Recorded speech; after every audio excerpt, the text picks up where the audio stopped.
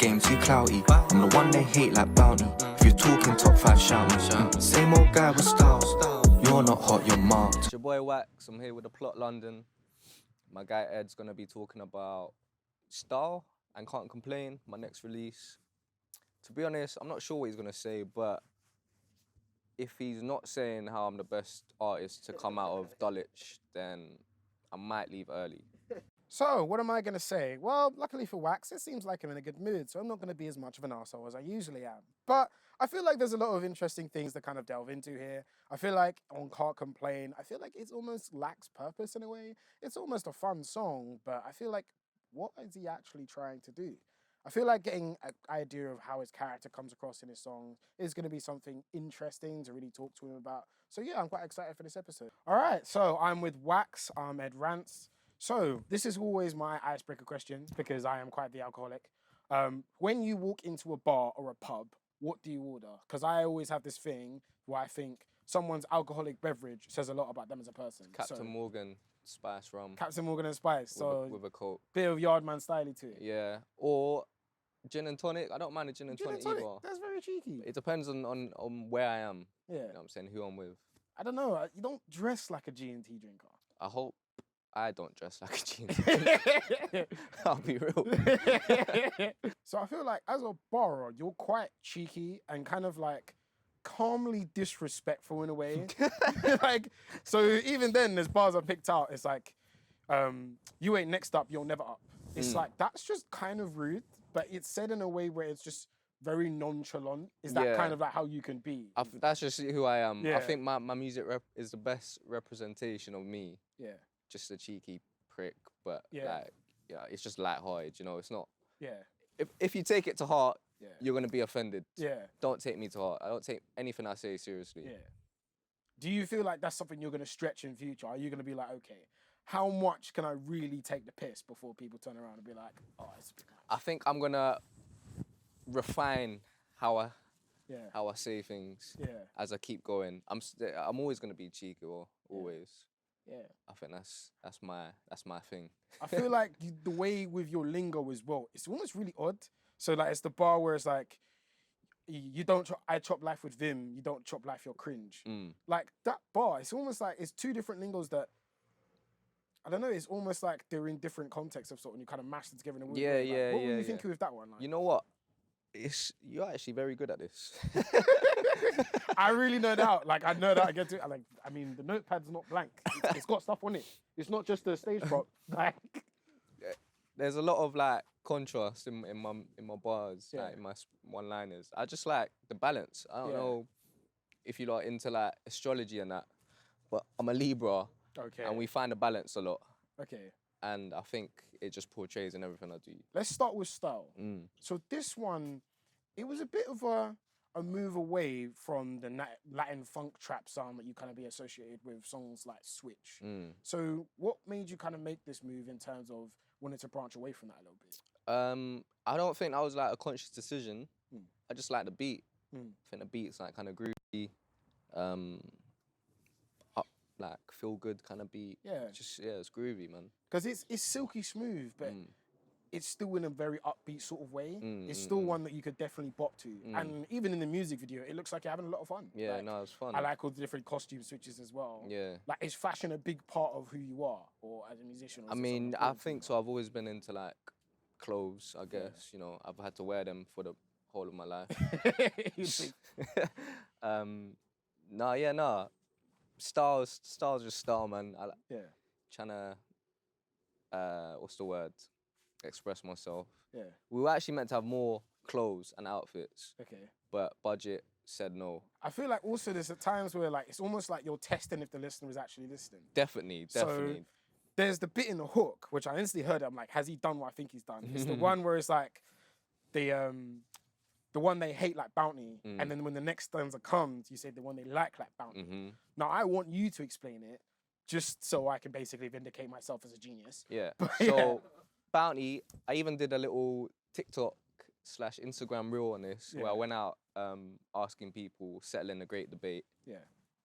If Bounty is nice. I just went around asking random people if they like Bounty, because I like Bounty. I love Bounty, I'm not gonna lie. but everyone hates it for some reason. Mm. So, yeah, Me, I hate Bounty. Bounty is like in the celebrations box. That's the one that gets left. this is the bit I leave. This is the bit I leave. You just gotta cut out that. My boy even said, if you're a younger sibling, Yeah. you're the one who likes Bounty, because that's the only one left in the celebration. you had to just settle for what you got. You got left with a Bounty, so that's your favorite now. Literally. Nah, but yeah, I did that on purpose because Yeah, because it's a hate, I like love it thing. some people listen without truly listening. They're kind of listening to a vibe and how the song feels, and yeah, you can get a little boogie to it, but instead of listening to the actual lyrics. So when someone's singing along and they hear the first bar and they hear it come around again, they're ready to sing, this is the one they hate like Bounty, Yeah. but instead you switched it. And I said they love it. Yeah, It's me kind of just brainwashing everyone. yeah, The reason I'm doing music is to get everyone on my side and Yeah. actually like and eat bounties.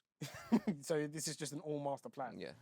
Like it's almost like you're the mad villain. It's like you've very much taken a page out of MF Doom's work. It's I won't even get into my origin story, but Yeah. it involves a lot of bounties and celebrations. All right, so Can't Complain. Can't complain. So the weird one with this, I feel like sometimes when people write songs, it's like you're just borrowing, but you don't really have a purpose or an idea for what the song is. And I feel like when I was listening to the song, it's like, what are you actually trying to do with it? Okay. What was the plan of attack? What was the idea going into it? Did you have So- one or? The hook and the second verse Mm. was from the original Can't Complain. Okay. I posted like a snippet on it somewhere on Insta and Twitter. And then I wasn't happy with the second verse. Okay. So the first verse you hear is, I don't know what I prefer. Is it money or love or neither? Yeah. That's a new verse. Yeah. And I couldn't let that second verse and hook go to waste. Yeah. So I kind of just meshed it together. Yeah. You kind of meshed it together. Yeah. Because I feel like the song, in a weird way, it touches on like, you don't really have. It sounds like you don't really have any grand plans or ambitions. You're kind of just like. It's a bit sad and depressing. Isn't Yeah. it? In a way, it's sad and depressing, but in a very vibey way. It's almost like how Juice WRLD made depression and being an emo something that you could dance to. In a way. Yeah. Like it kind of has that same feel. Again, it's just finding the balance in that area, I guess. I'm just trying to find a balance on that song. I feel like when it comes to flows, you have your kind of trademark flow that was very much in Switch, which is kind of, I guess, I would say that's kind of your breakthrough song. I guess, in terms of that established an interesting sound for you and kind of how your flow journey fits into that. But you kind of have quite a bit of variance across songs. You have different ways in which you can mix it up in terms of how you kind of chop and change different things. Yeah. And I kind of wanted to show, like, just ask, what's your writing process? Because one thing I liked is how your rhyming schemes kind of just change randomly. So the bit where the bit starts with someone rose but not ways. So that bar there. Oh, yeah. So how do you kind of write in a way in which it's lyrical, but I'm pretty sure, I listened out very closely, I don't think you used the word like once. Okay. Like there's no similes. That's not a bad thing at all. I hate using bars saying blah, blah, blah, like this, blah, blah, blah, like that. I think it's really lazy. It's just very tired. Yeah. How many times are we gonna hear I was on a wing like Tevez? Exactly. So literally, I think that's my first thought when I'm writing is how am I not gonna say like this time? Yeah. Yeah. So you have an agenda against conjunctives. Yeah. So it's like you I have a just personal something thing. a bit more interesting, a bit more challenging. As a writer, you know, I feel like you just need to challenge yourself a bit. It's almost like I can imagine you writing and just having it on a whiteboard. Like on a whiteboard, every cliche in rap and just challenging yourself not to use any of them. Pretty much. There's this one bit where you're talking about a sensei. Who is the sensei? It's like a mystery. It's like, I don't know, it's like you randomly bring up the sensei. I'm like, okay, so who's the sensei? I understand like it's the idea where you're kind of seeking guidance in life at a point. I feel like that's one of the themes accompanying in a song. But I feel like sometimes there's a lot of themes you kind of bring up in a song, but it's not really explored anywhere. And it kind of makes you, that's kind of why I had the initial thought. What are you kind of doing with the song? Like, where are you going with the tune? I hear it. So was there kind of an idea with the sensei, or was it kind of like, okay, this feels good to plug in a tune? I think my sensei is like, it could be anyone. Your sensei is personal to you, innit? Yeah. Someone you go to, your mum, your girl, like whoever it is, they've always got your back and they always keep you grounded. Yeah. That person for me, they, you know, when I'm going through a hard time, Yeah. they know Yeah. what to say. They know what to exactly what say. to say and how to make me feel. Yeah. Well, that's sick. Yeah. I feel like it kind of, we're going back to kind of the rhyming schemes and that sort of thing and how it just constantly switches up. It's very MF Doom-like. Is that kind of the basis of your influence as a rapper, or? How do you mean by MF Doom like? MF Doom was very much known for just almost just trying to trick you all the time. And his lyricism is in kind of more subtle ways. So in a way where rhyme schemes almost completely blend into each other. So the rhyming schemes changed, and in terms of how it phonetically sounds, in a way that you not even realize until 8 bars later. I feel like that's something you do in a song. Is that something more purposeful? Is that something you heard someone do before? Or is that just how you're barring and that's just how I it think comes that's just how it comes out. Like funny enough, I never really did listen to MF Doom. Yeah. So funny that you say that. What rappers did you listen to growing up? Grew up on grime, so Skepta, Jamie, a whole boy better know. Yeah. Wiley, Chip was like when I was in secondary school. Yeah. He dropped Who Are You? Yeah. And like I was just banging that out. You were just banging it on Banging repeat. out, yeah. Literally. And then like as I grew older, I started getting into more hip hop. Good Kid, Mad City, Section 80. Yeah. I fucking love them albums. The whole of TDE, to be honest. Isaiah Rashad is one of my favorite artists ever. Yeah, so I just grew up into that. I don't know, I took influence from everywhere. I feel like that's interesting because grime is known to be, at a time, especially with the flows, quite an aggressive genre. But your flows isn't very aggressive at all. No, it's not. Why did you decide that that was going to be your take on rap? Even though it's not completely dismal. There is some energy to it. It's bouncy, but not aggressive in a kind of overt way. Yeah, yeah. I feel like a lot of songs that we're hearing in terms of what blows in the UK scene, they kind of trick you by saying, yeah, if I give you bare energy and shout bare on a mic, I can trick you into making you think I'm saying something when I'm not really saying anything. But you kind of taking the exact opposite approach. Yeah, I feel like, you know what, it's funny that you said that, because you know that saying where you don't have to be, like, being funny doesn't mean you're the loudest. Yeah. I feel like it's a bit like that as well. Like, you don't have to shout for you to get your point across. Yeah. If anything, you're just making it worse for yourself. Yeah. That's my opinion anyway. Yeah. I was very insightful, I'm not gonna lie. Like, you telling me about my own bars, it's interesting. It's definitely interesting because I don't really think about it like that. Was it kind of just at some points where it's just like, I'm telling you about your own bars. He was like, well, yeah, I know that's on my bars. That's what I fucking wrote it. Are you dumb? Why am I here? No, it's actually really interesting the way you worded it, innit? Yeah. I don't know. I feel like sometimes I can really nerd out about just general barring. I feel like it's weird that I have to think that what I do is weird. The average listener doesn't actively listen in the way I do. I think everyone else is weird. But when I think about it, I'm the weirdo. Yeah, no. I hear you, because growing up, when I was like deep into music, I was analysing everything. Yeah. Like, when I've kind of grown out of that phase now that I'm making music.